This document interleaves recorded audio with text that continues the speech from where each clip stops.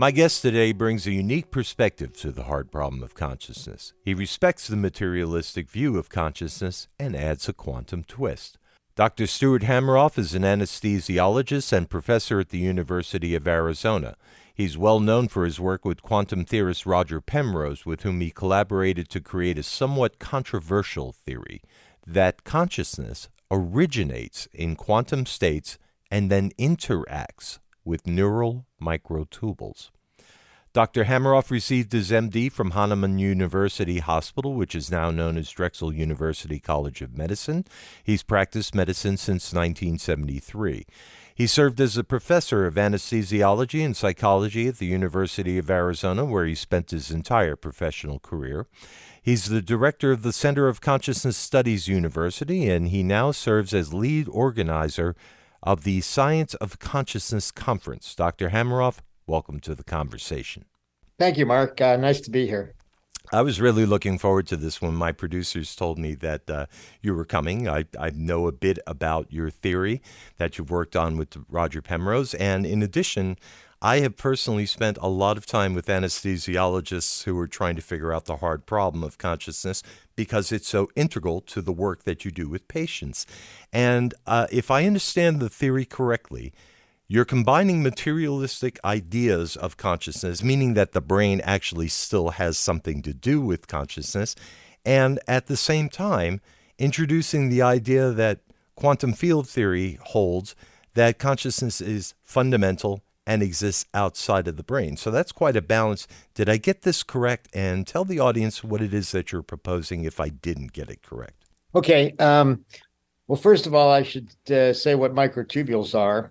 And everybody looks at the brain as not everybody, most people look at the brain as a computer of neurons, as a complex computer of simple neurons. Mm-hmm. And each neuron could be reduced to an on-off switch or a threshold logic device, integrate and fire, going back to Hodgkin-Huxley on the biological side and the computer revolution, which started about the same time. Mm-hmm. And so it looked like a perfect match. The brain is a computer, processing information, and consciousness is some kind of output. Right. Well, there are a number of problems with that. And for example, think about a single cell like a paramecium. Mm-hmm. It swims around, it finds food, it finds a mate, it has sex, it can learn. And it's only one cell, so it doesn't have any synaptic connections. It's not a simple unit in a network like we think neurons are. Mm-hmm. It uses internal structures within the cell, within all cells, called microtubules, which are normally thought of as the skeleton, or as part of the skeleton of the cell, because they're rigid and provide structural support, mm-hmm. and particularly in asymmetrical cells like neurons. Otherwise, everything would kind of collapse into a blob. Right. So they're kind of like our bones, but they're also like our nervous system in that they seem to process information and organize things inside cells. And when I learned about microtubules back at Hahnemann in 1972, I wondered how they knew where to go and what to do, and what was their organizing principle, and did they have intelligence? Did they have consciousness? And everybody else in the lab I was working, it was a cancer lab studying cell division, mitosis, got into the genes and the chromosomes. But I got hooked on the issue of how these cylindrical protein polymers, they look kind of like a hollow ear of corn with multiple kernels with a hollow interior, could just self-assemble and grow, form the cell, push out neurites, make synaptic connections in neurons, and in cell division, pull apart the chromosomes perfectly. That they must, have some kind of intelligence. Well, they look to me like computer matrices. I was just learning about computers, and I thought, well, maybe each of those kernels in the ear of corn, or they're actually called tubulin proteins, little peanut-shaped proteins, okay, might be like a bit of information, and I got interested in them. And so that started it back in the 70s. And then when I became an anesthesiologist, I started studying how anesthesia works. Mm-hmm. And it turns out that the gases, at least, work by quantum forces. And it was assumed they act on membrane proteins, but that didn't work out. And now, in recent years, the evidence seems to be shifting towards anesthesia working on microtubules. So microtubules are both the skeletal structural support and the nervous system within the cell, or at least That's what I think, because the cells are much too intelligent to be simple on-off states. The other thing you said that wasn't completely correct was quantum field theory, and it's actually quantum mechanics. Okay. I got into with Roger Penrose, and how that happened was, like I said, I got this idea that microtubules were processing information and function as computers. And in the 70s and 80s, wrote a bunch of papers about information processing in microtubules, theoretically modeling them, working with physicists. We model them as like cellular automata or molecular automata, where each tubulin interacted with its neighbors and processed information.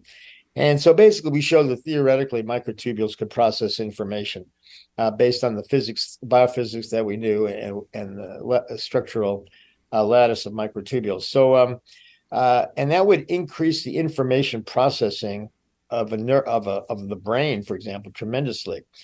For example, people in artificial intelligence and neuroscience consider the brain as a computer of, say, 100 billion neurons, 10 to the 11th neurons. Right. And each of those has about 1,000 synapses. So that's 10 to the 3, and operates at about 100 hertz. So that adds up to 10 to the 16th operations per second. So they were saying the brain's a computer that needs or utilizes a 10 to the 16th operations per second. And when since the consciousness is just a computation, the brain is just a computer. When we have silicon computers that can do 10 to the 16th operations per second, we'll have brain equivalents, therefore consciousness. So give us a few more $1 billion, and we'll have a conscious AI. Right. And AI has come a long way, but I don't think anybody's arguing that ChatGPT or whatever you call it is actually conscious, or any AI system. Although some people do. Some people claim that any computer is conscious or a thermostat's conscious. But I think it's something different, something special. I agree. I didn't mean to interrupt. Go ahead. Well, I was going around to AI meetings, being kind of a pain in the butt, saying, because they were saying, when we get to 10 to the 16th, we'll have it. And I said, no, you got to consider the neurons, what's inside the neurons, and you got to go deeper. You're insulting the neurons. You're looking at just their membranes and their outputs, and you're looking at a cartoon neuron. So they didn't like that very much. The AI people, and I was saying, well, if you consider the microtubules, there's about 1 billion tubulins, subunits in each neuron, making up the microtubules, and they oscillate at, and they can oscillate at various frequencies, and I'll come back to that point, but. Said at that point about 10 to the 7th per second, so 10 megahertz. And I'll tell you where that number came from. So that would give 10 to the 11th, that would give 10 to the 9th tubulins per neuron at 10 to the 7th operations per second, giving you 10 to the 16th operations per second per neuron. So I was telling these AI folks that who were saying there's 10 to the 16th operations in the whole brain per second. No, there's 10 to the 16th operations per neuron per second. So you'd have to multiply that times the number of neurons, which is 10 to the 20, which gives you 10 to the 27th, which pushed their goal way, way, way downstream. So they didn't like that very much, and I became an annoyance, and we had a lot of debates, and fun and maybe not so fun, but anyway, one day somebody said to me at an AI meeting, I think, okay, let's say you're right, wise guy. Well, he didn't say that, but that's what he meant. I'm quite sure. You got all this information processing. How does that explain consciousness?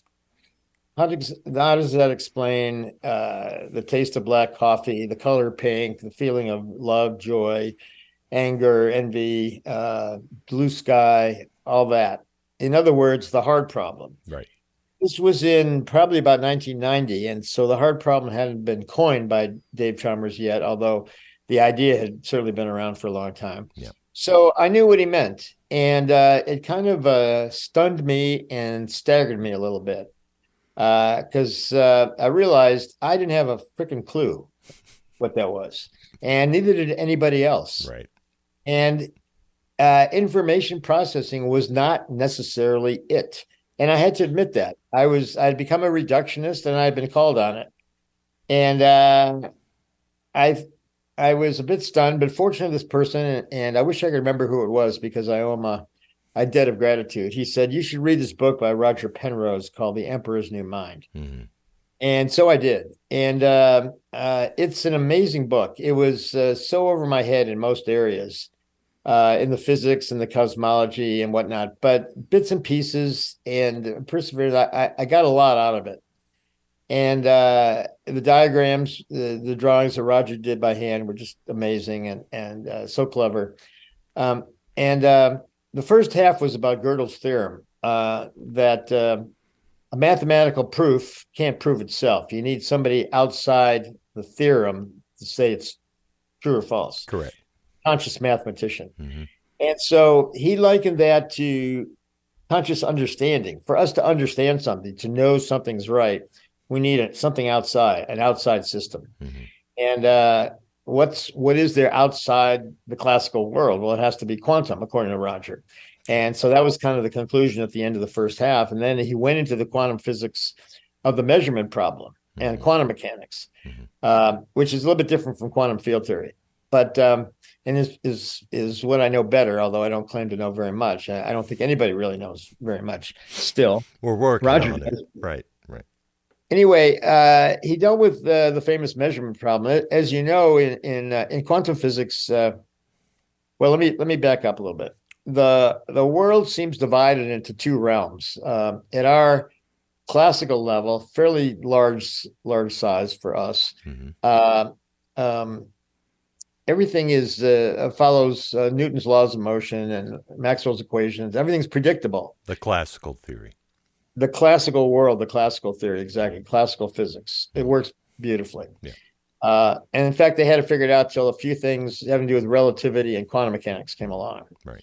Which happened to be the two things that Roger put together to explain consciousness. Mm-hmm. So one of the things about quantum, at a large scale, everything's cool. We understand it. When you get small, you have these weird quantum properties. Particles can be in multiple places at the same time. Something can be here and here at the same time in quantum superposition. It's the same thing in two different places. It can be here, here, here, here too also. So it can be like a wave. And also separate things that are together and then separated can be entangled. So if you make a measurement here, this one feels it instantaneously. Sure. Seemingly faster than the speed of light, which Einstein didn't like. And things can condense into unitary systems where they're all, you have a bunch of things that are entangled in quantum coherence. And if you perturb one, everything feels it, like a Bose-Einstein condensate or something like that. Right. And all of these have some resemblance to consciousness. At least when we come to the problem of superposition and what happens to it, because we don't see superpositions. We don't see things in multiple places at the same time. When we or physicists, including early quantum pioneers, Niels Bohr and others at the turn of the 20th mm-hmm. century, made a measurement on a superposition, it no longer was a superposition. All the possibilities would collapse to one. Mm-hmm. And from multiple possibilities, in a quantum bit or qubit, a 1 and a 0 would collapse to 1 or 0. Right. And that's the basis of quantum computing. The multiples collapses to 1. And that happened when they made a measurement. And Wigner came up with the idea that it wasn't necessarily the measurement, that maybe the results in the machine stayed in superposition until a conscious entity, conscious human, looked at the results or looked at the superposition, and that consciousness collapsed the wave function. Right. So that the actual act of conscious observation, looking at a superposition, observing it, interacting with it, maybe entangling with it, caused it to collapse and become a classical state. Exactly. And that became a very popular idea. It was pragmatic in that Bohr and others could continue doing their quantum stuff, mm-hmm. experiments, which led to electronics and everything else, and without worrying about the underlying reality of how something could be in two places at the same time. Bohr didn't worry about that. He chose to just continue the famous expression, shut up and calculate. Don't worry about it. You know? Right. And I'm glad they did, because, we got TV sets and cell phones, etc. But Einstein was curious about the underlying reality. He didn't like the entanglement because it meant faster than the speed of light. Mm-hmm. He wanted to know about the underlying reality of multiple states and locations at the same time. Spooky action at a distance. He wasn't a fan. Reaction at a distance, yes. Right. Entanglement. If you make a measurement here, this one feels it over here instantaneously. Right. And actually, the best explanation for that I've heard comes from Roger and some other people, also similar ideas. When you make a measurement here, well, first of all, the two things have to be together and then separated. So Roger said, if you make a measurement here, the quantum information goes backward in time to when and where the two things were together, Right. and then forward in time and informs this other one to collapse to the complementary state. If this is up, then this becomes down. Mm-hmm. So that information goes backward in time.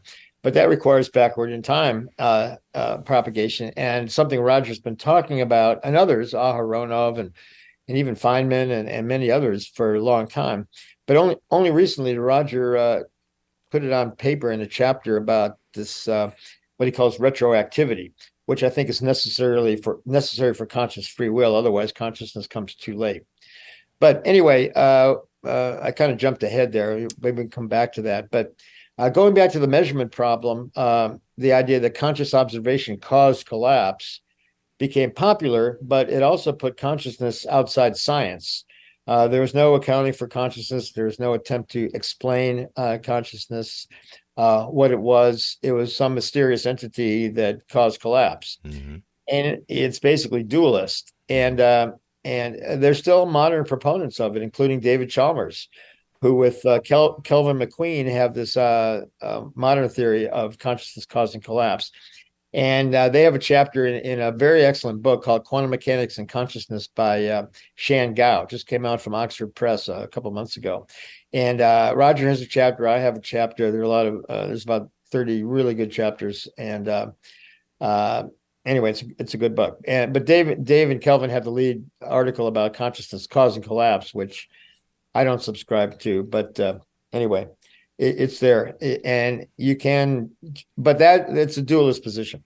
Okay, so what other possibilities? Well, then Everett came along in the 50s and said, well, maybe each possibility doesn't collapse, but goes on to form its own universe.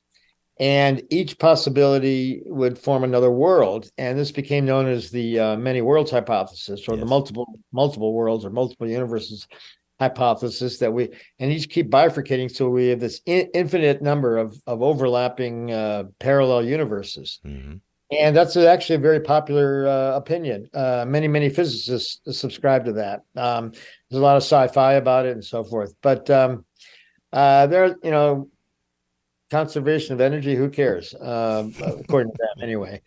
But it's very popular. And then there's some others. But then there's a set of theories called objective reduction. Mm-hmm. And that means quantum state reduction, collapse of the wave function, due to an objective threshold. And there have been several proposed, including one by GRW, it's called Girardi, Ramini, and Weber, who said it was a number of particles that I think was something like when 10 to the 12th.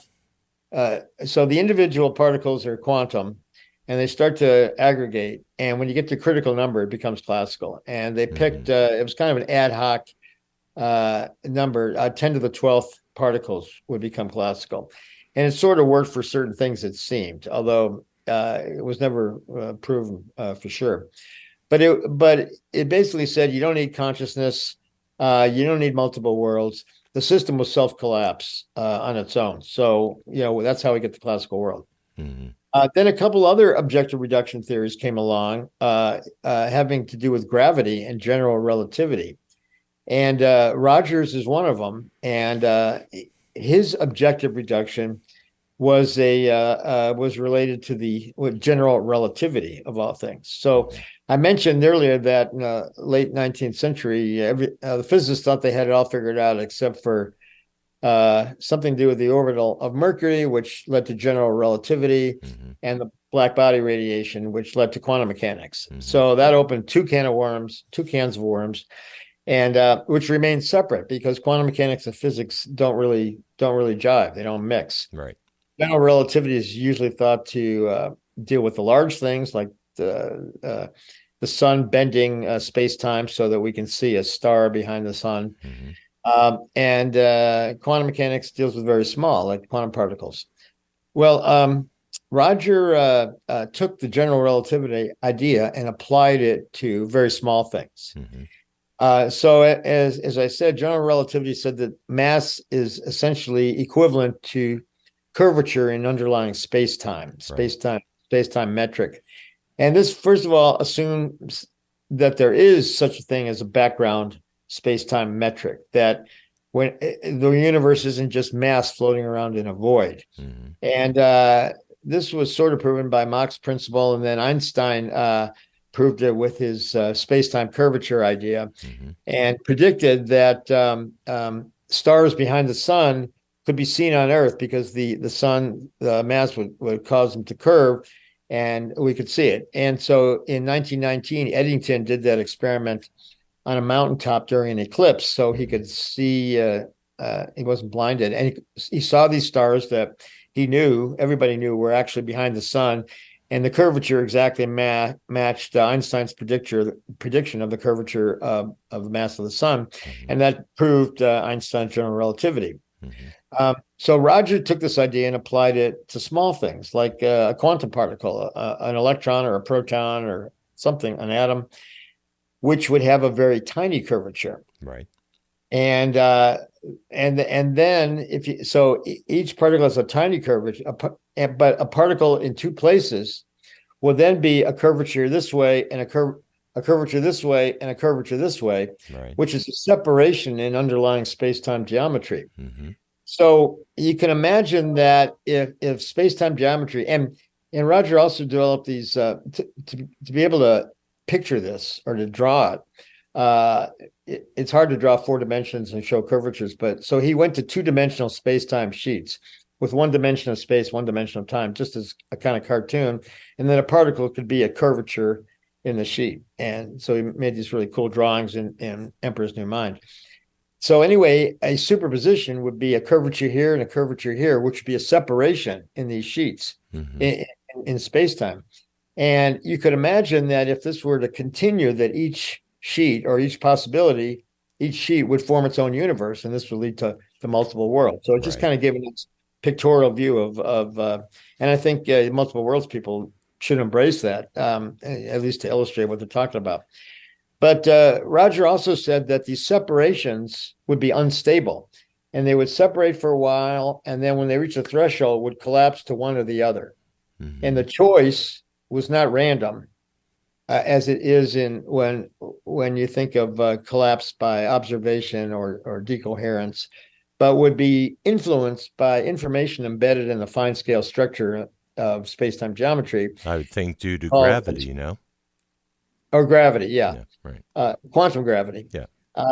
And he called these platonic values.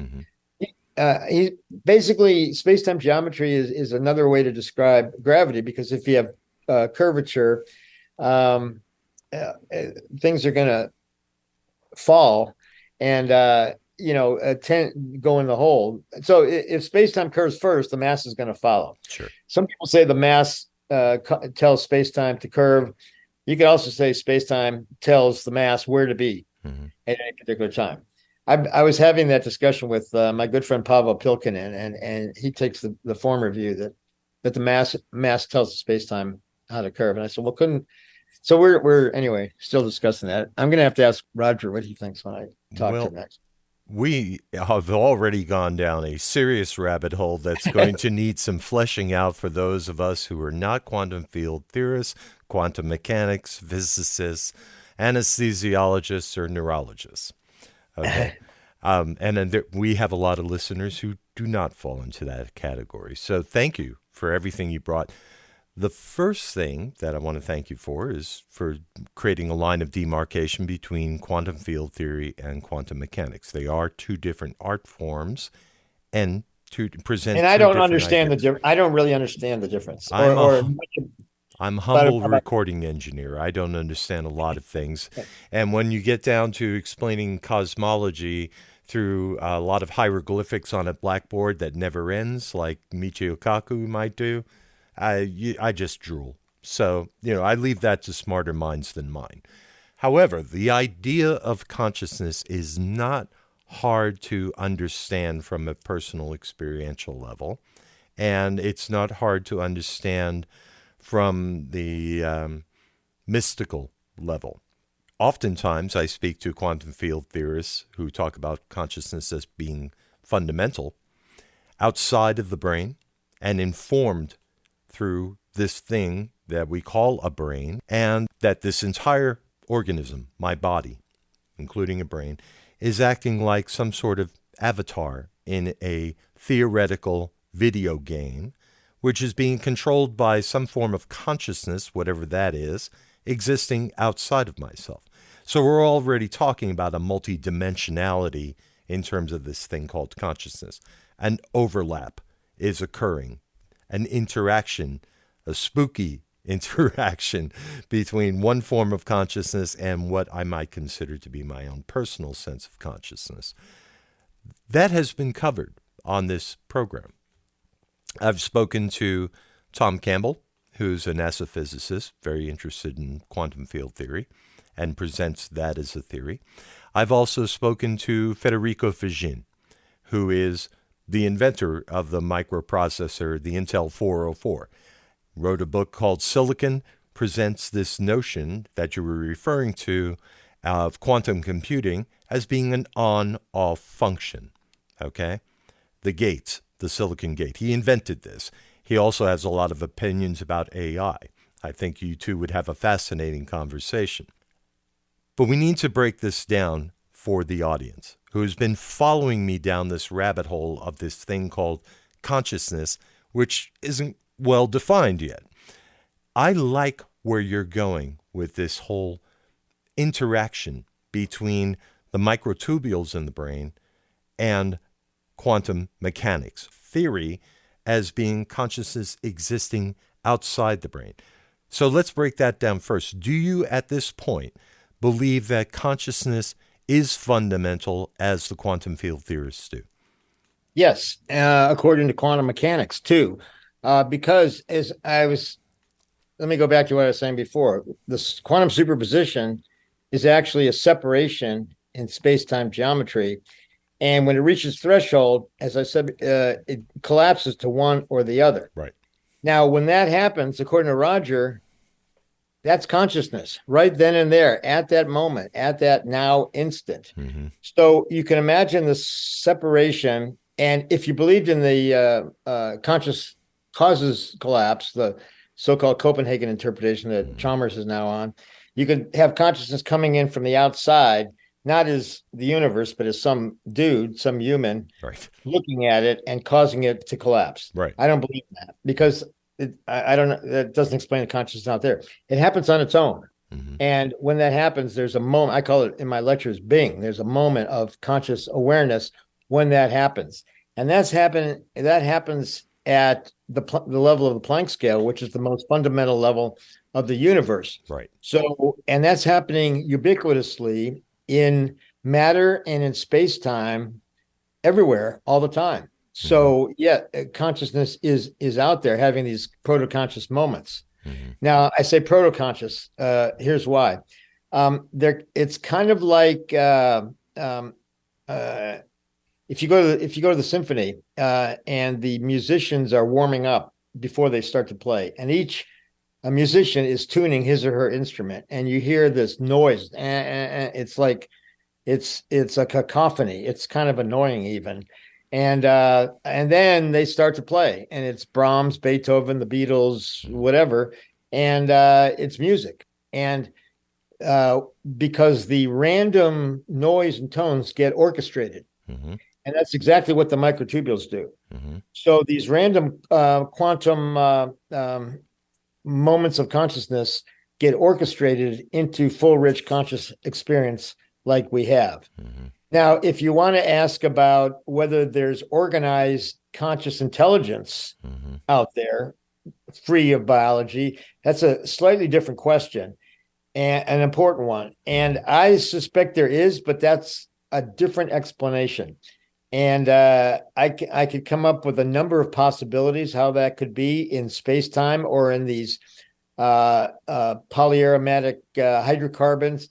It's a bit of a digression, but I've been working with a planetary scientist, Dante Loretta, who's looking for the origin of life, who decided that the origin of life in the universe is going to be very closely related to the origin of consciousness. Why wouldn't it?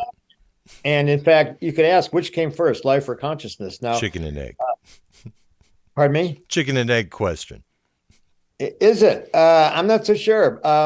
It's most people would say that life came first and consciousness emerged from complex computation. That is one theory. Maybe among brains or some simpler system. But if you're a panpsychist, or if you follow Eastern philosophy, right, or if you follow Penrose, objective reduction, consciousness was happening first, been in the universe before life. And if you happen to be a Kabbalist, you would say that life was the one expressing as many. If you were a Kabbalist? Yeah. Kabbalah? Yeah. Yeah, I didn't mean to interrupt your flow. With Kabbalistic philosophy, basically saying the same thing. I just need to stop here because we need to take a quick break.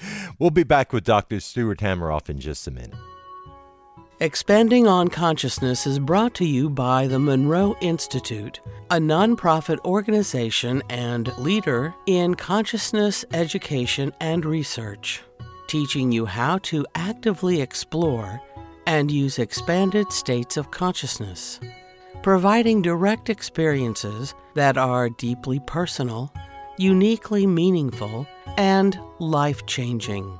Monroe has been helping people create more meaningful and joyful lives through the guided exploration of expanded consciousness for 50 years.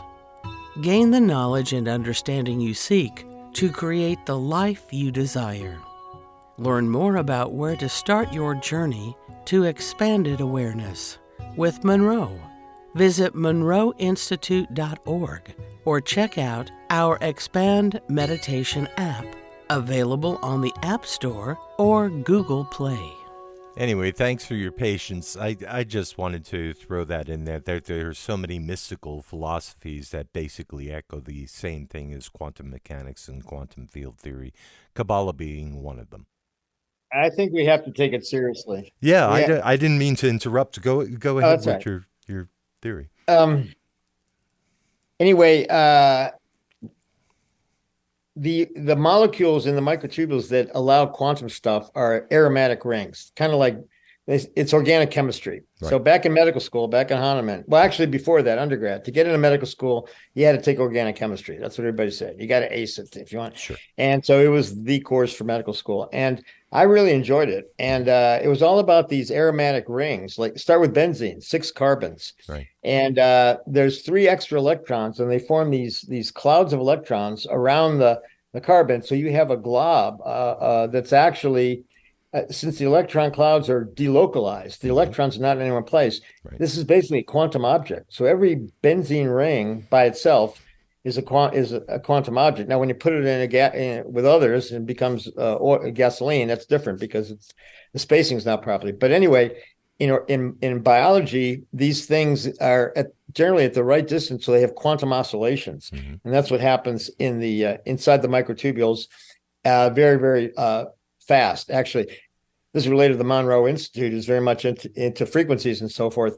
So let me just go back to microtubules for a second. Please.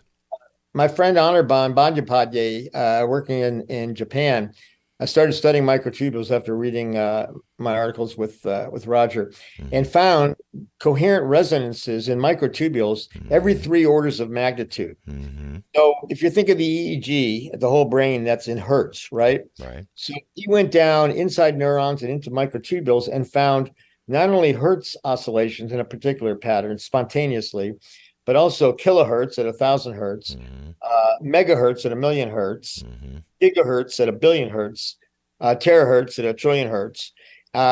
every 3 orders of magnitude, we get these patterns of conductance that were the same, triplets of triplets, every 3 orders of magnitude. Right. And he found these in individual microtubules. Then he can detect them in neural networks from the microtubules inside the neural networks. Mm-hmm. And now he's able to detect them from the brain, like EEG from the scalp, actually, from the whole brain.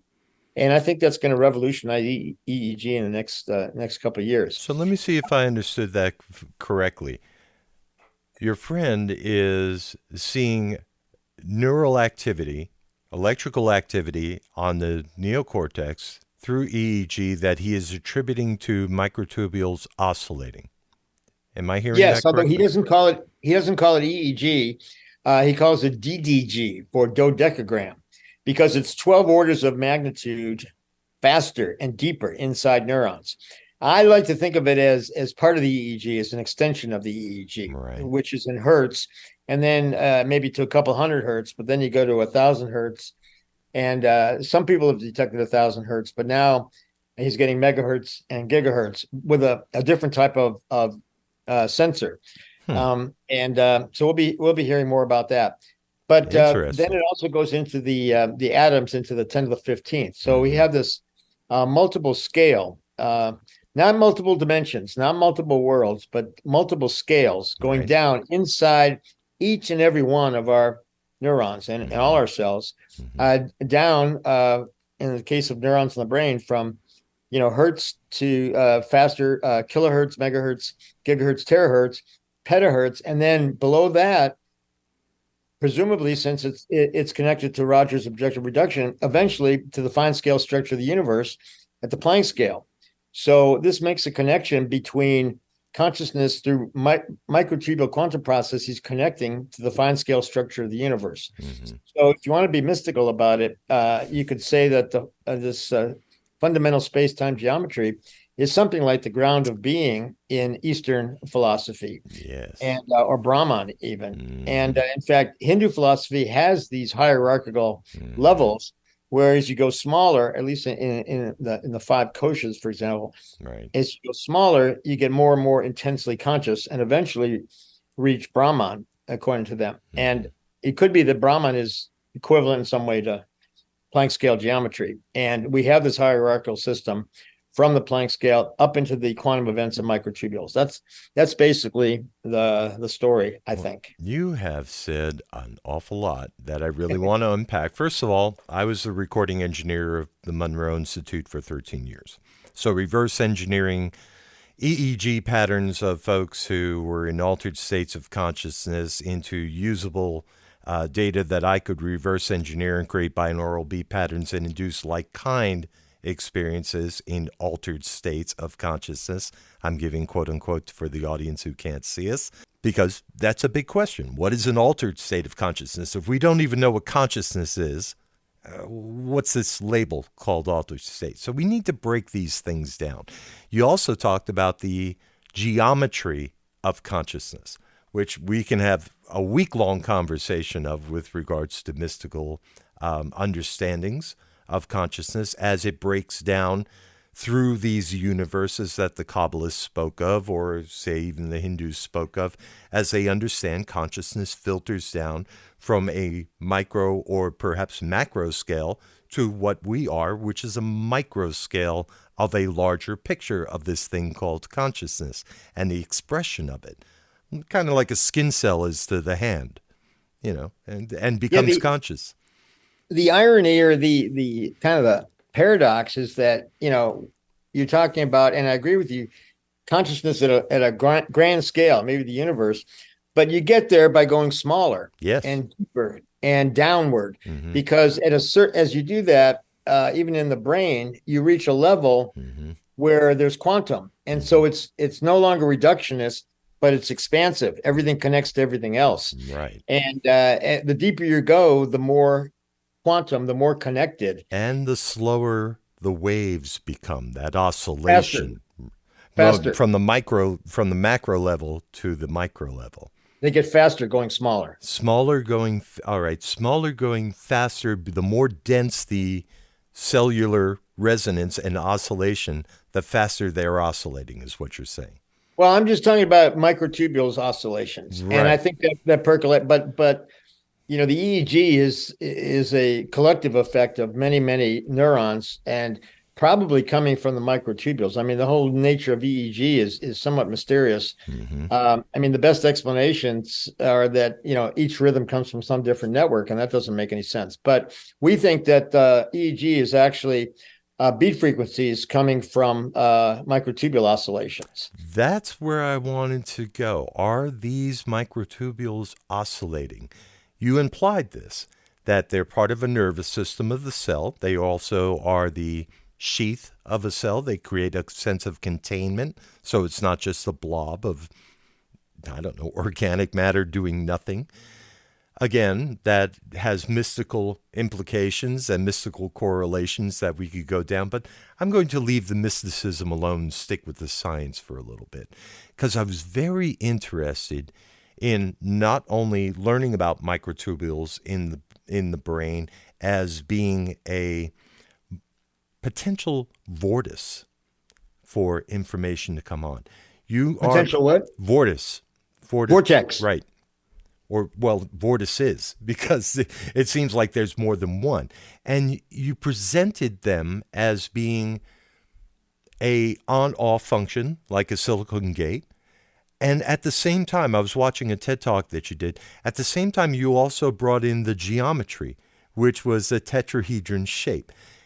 You implied that this geometry had something to do with the gate technology, but didn't really go too deeply into it. So for my own edification, what was the connection that you were trying to make between the on-off function comparison and analogy of a silicon gate to the microtubules and the geometric structures that we were discussing in brief prior to? Yeah, very good question. Because when I first started, that was the idea, that each tubulin was a bit. Right. And but then when I started working with Roger, it changed into more of a quantum state. And in fact, the qubit, the quantum bit, is actually a helical pathway. Mm-hmm. And your earlier question about are the microtubules vibrating or having? Mm-hmm. Yes, that's what I was talking about with the coherent resonances that Onderbahn found. So mm-hmm. they're vibrating, oscillating at again, EEG hertz, but also kilohertz, megahertz, gigahertz, terahertz. So it's kind of like an orchestra. In fact, I think the brain is more like a quantum orchestra than it is a computer. You're talking to a musician here. I'm not going to argue with you at all. Go ahead, please. Well, yeah, that's kind of like why I like the Monroe stuff. They have these interference patterns, and I think the interference is really important because mm-hmm. So we have this I call it a scale invariant hierarchy, kind of like an orchestra where it has high frequency instruments and, mm-hmm. and instruments of different frequencies, and they all resonate over scale, and you get music. Right. And the microtubules have these natural resonant vibrations. And I think consciousness is more like music than it is computation. Mm-hmm. And this hierarchy, as you go deeper, faster, connects to the universe. Mm-hmm. But in the brain, so the fundamental quantum stuff is happening, let's say terahertz or gigahertz, mm-hmm. but we operate, it seems, more in at a much slower frequency. That's what I meant when I was talking about slower scale wave information. Right. By the time it presents itself as consciousness, as we can observe it in the brain. Yes, it's very exactly. slow. I'm sorry, I misunderstood. I misunderstand what you're saying. Fine. But I like the distinction because we need to talk about atomic level vibration too. So how do you get from, say, terahertz, gigahertz, or megahertz to our type of cognition, which seems to happen on the order of hundreds of milliseconds? You need a transducer. A transducer. Well, we call it interference, mm-hmm. Which gives you negative resonance. That can work too, right? Exactly. Yeah. Mm-hmm. And I should maybe talk to you about this offline because I want to kind of flesh this out a little bit. But so how would you get interference? And so the microtubules have a polarity. Okay, they have a plus end and a minus end. Mm-hmm.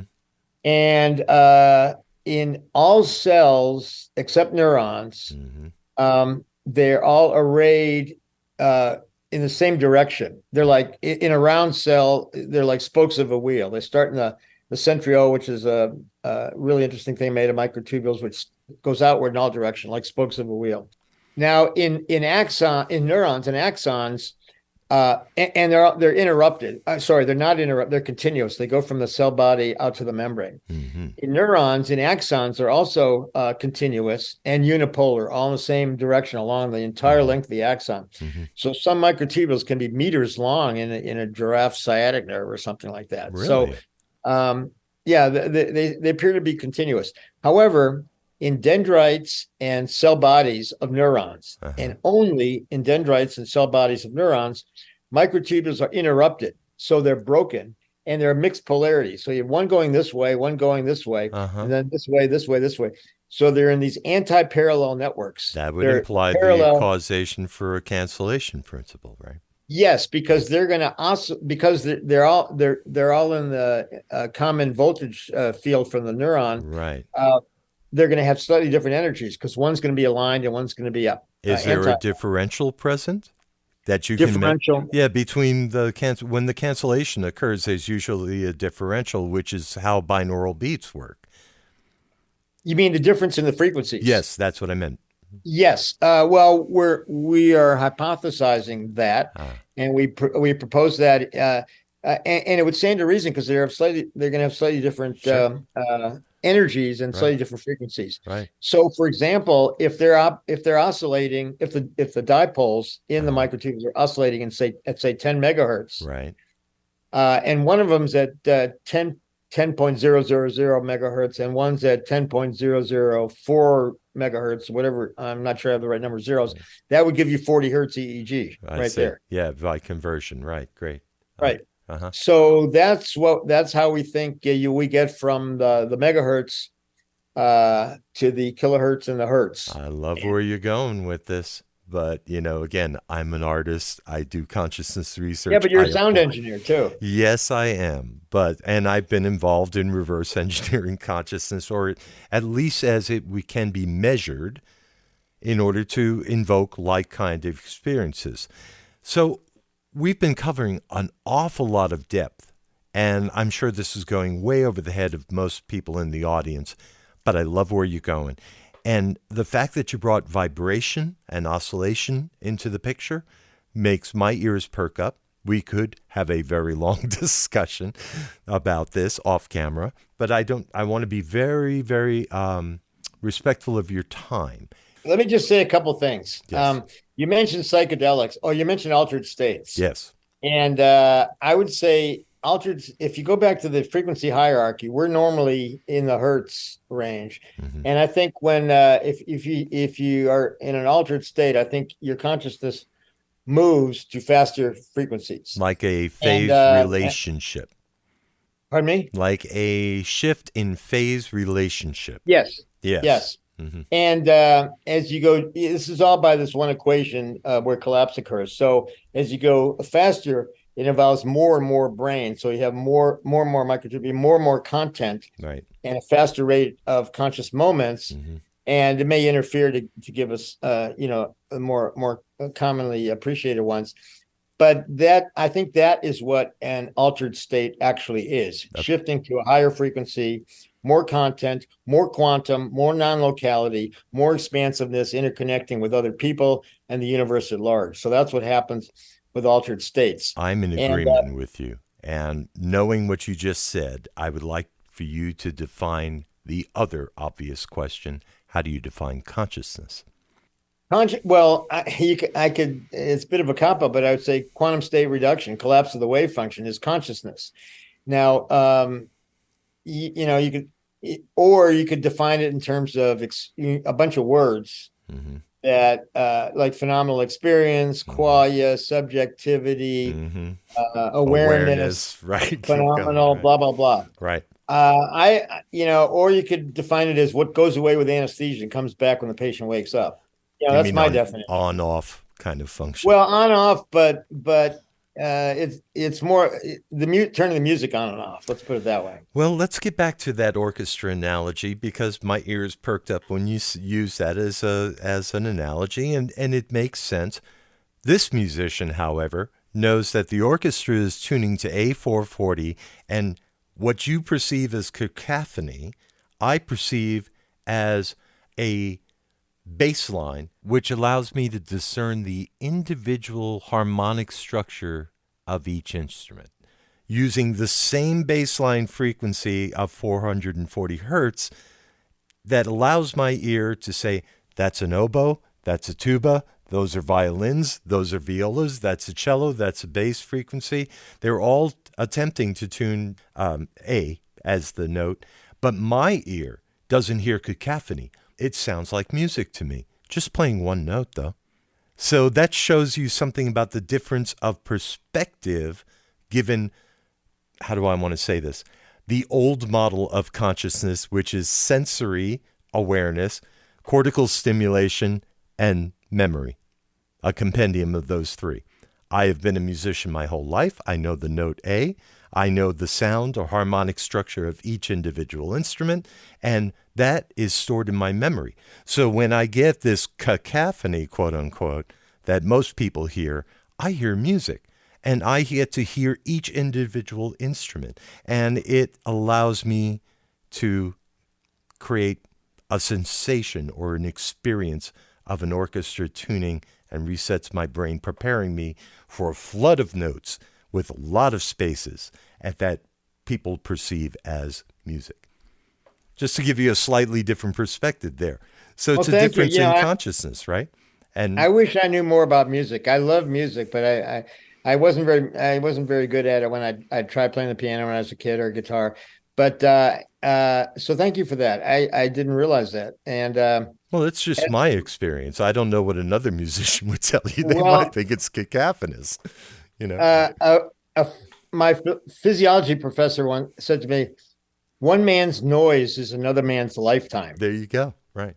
And that applies in so many things.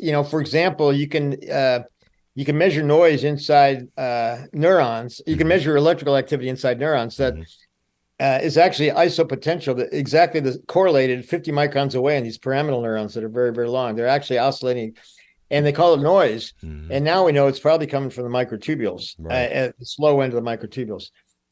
Let me say one more thing about that, about the psychedelics, because it's always been said that the psychedelics act on these pyramidal cell neurons, receptors on the membrane surfaces, the 5-HT2A receptors on the membrane surface, and that does something to the membrane, and somehow that, well, a couple of things. These receptors are also metabotropic, G-couple, which means effects of the surface go into the cytoplasm, into the cytoskeleton. But recently, well, actually, it's been a while, but I just found out about it recently. There have been a number of studies showing that these receptors for these 5-HT2A receptors, where serotonin binds, but also psychedelics bind, LSD, DMT, the albendrum, are also inside the neuron. They're not just on the membrane. They're within the neuron, and they're associated with the microtubules. They're actually connecting to these microtubule-associated proteins. So the psychedelics, which do get into the cell because they're nonpolar and they're small, they go right through the lipids because they're nonpolar, like anesthetics do. And they probably go to the same nonpolar region that anesthetics do, except anesthetics dampen the dipoles and the psychedelics increase the dipole oscillations to increase the frequency. So everything gets kind of taken to a higher frequency scale or something like that. That is mind-blowing. And there's so many questions I have around that from a neurochemical point of view. We're dealing with proteins here. Proteins do state changes, mysterious as they may be. When somebody expands their state of consciousness through the use of psychedelics or, say, more organically, meditation, has these experiences of cosmic unity while maintaining a sense of self in the experience, because there can't be an experience without that polarization, right? And space. What happens to the microtubules and the proteins that are affected? Is there a state change that occurs, and have you observed it? What I think happens in altered states is that the frequency shifts to a higher frequency, and that for collapse that requires more and more entangled tubulins. It's a very simple equation, E = H/T, where E is the amount of mass in superposition. So you can think of it as the number of microtubules. H is Planck's constant, and T is the time at which collapse occurs. Right. So if you have more and more and more tubulins in superposition, and you're involving more and more of the brain, the time is T is going to get smaller and smaller and smaller. Right. Therefore, the frequency is going to get faster. Right. So as you get excited, altered states through meditation, through psychedelics, through yoga, through just feeling good, whatever, you shift to a higher frequency, you involve more of the brain, you're more highly conscious, both in terms of content and also more conscious moments per time. Right. And, then this interferes back to give you the slower also. So do you think that it somehow has the potential for longer term expanded states of awareness that shift in the mindset of the individual, making it less of a concept? Anybody can read about cosmic unity in a book, right? A mystical book. You can learn about it through whatever religious practice it is. But when you have a direct experience of unified consciousness through, say, a transcendental experience, if you have it one time through the use of psychedelics, my personal opinion, and I've seen this time and again, is it doesn't get integrated into the psyche of the individual. There's no major change. For instance, I could take, LSD, see God, come back from the experience, and then say, yeah, I met God on an LSD trip, but let's face it, I was tripping. That wasn't real, Meditation, however, if you do it methodically, carefully, and you're instructed in a certain way, can open you up to a longer-term unification between this idea of deity and self, and that collapses the wave. Your thoughts? I've known a number of people who seem to get into this altered quantum state and stay there for a long time, months, if not years. Some of my best friends, actually.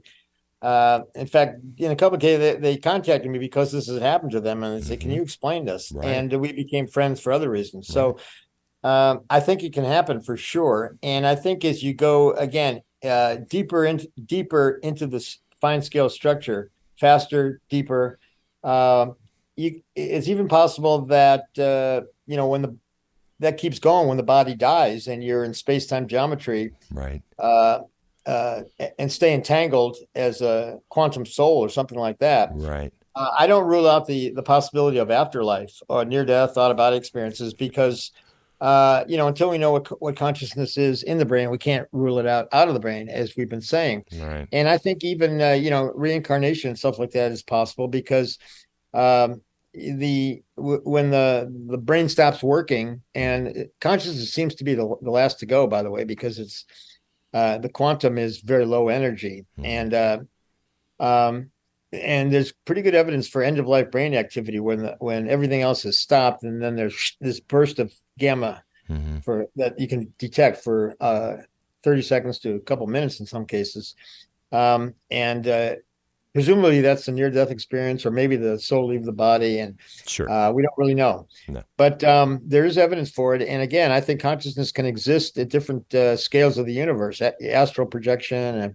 And I don't advocate for that because I'm open for criticism and from scientists in so many other ways. But right. I don't rule it out, and I do believe in it personally, but it's not something I'm going to proselytize about because I got enough problems. I can totally understand where you're coming from, but again, I'm an artist. So I can say whatever I like. So let's take that. If you happen to be a scientist listening and you take umbrage with some of the things that are being said, let it be noted that Dr. Hameroff did not bring that into the conversation. I did.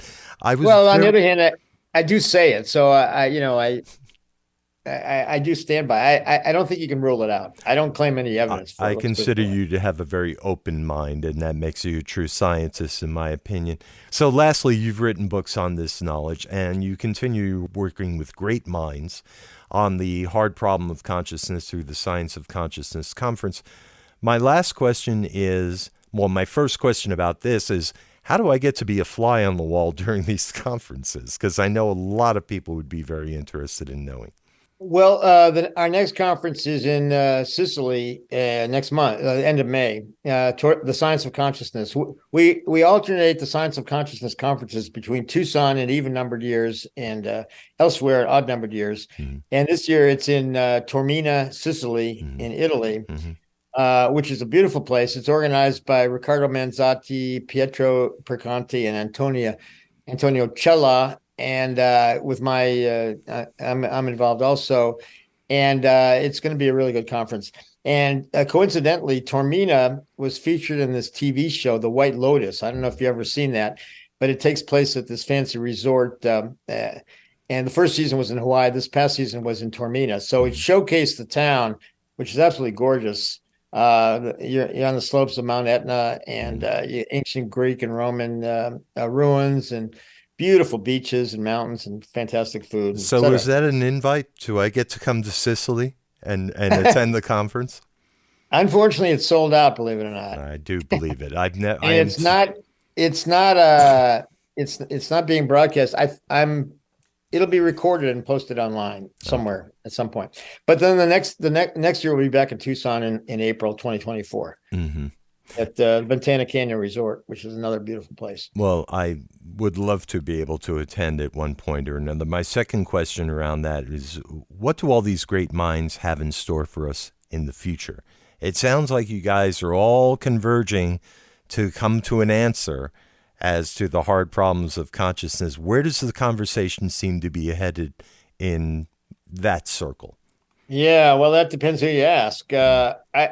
I do sense a shifting, changing of the guard in the terms of the neuroscience of consciousness. Mm-hmm. And I've been somewhat critical of the major leaders in the neuroscience of consciousness, mm-hmm. because they're still relying on the Hodgkin-Huxley membrane only, hertz only, maybe 100 hertz, couple hundred hertz only information processing in neurons related to consciousness, ignoring the deeper, faster quantum stuff inside. And so, I refer to their view as the cartoon neuron, because they're only looking at the membrane, right, and what's happening at the membrane surface and ignoring everything that's going on inside. Mm-hmm.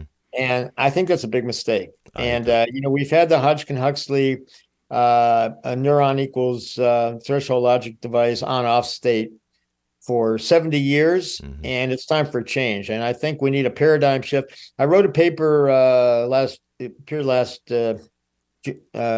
summer 22 in Frontiers on about the involvement of the cytoskeleton, this scale invariant hierarchy, going down into the megahertz, gigahertz, and said we need a new paradigm in neuroscience. Mm-hmm. And the experiments from the Templeton Foundation about comparing the different the other theories other than ours are really kind of like wiring diagrams. Well, information goes from thalamus, goes here, mm-hmm. and then consciousness happens. Right. Why? I don't know. Why? Is it axonal spikes or is it dendritic synchrony? I don't know. It doesn't matter. They're just kind of vague wiring diagrams. So I don't think their experiments are showing anything in terms of what consciousness actually is. On the other hand, our experiments from the Templeton Foundation, we showed a quantum optical effect in microtubules that goes away with anesthesia. Mm-hmm. And so I think we did make some progress there. So I'm retiring from my clinical job, and I'll be teaching at the University of Arizona and elsewhere, California Institute for Human Sciences, as well as IIT Mandi in India. I have some work there. And so I'll be actually working consciousness more or less full time during my retirement.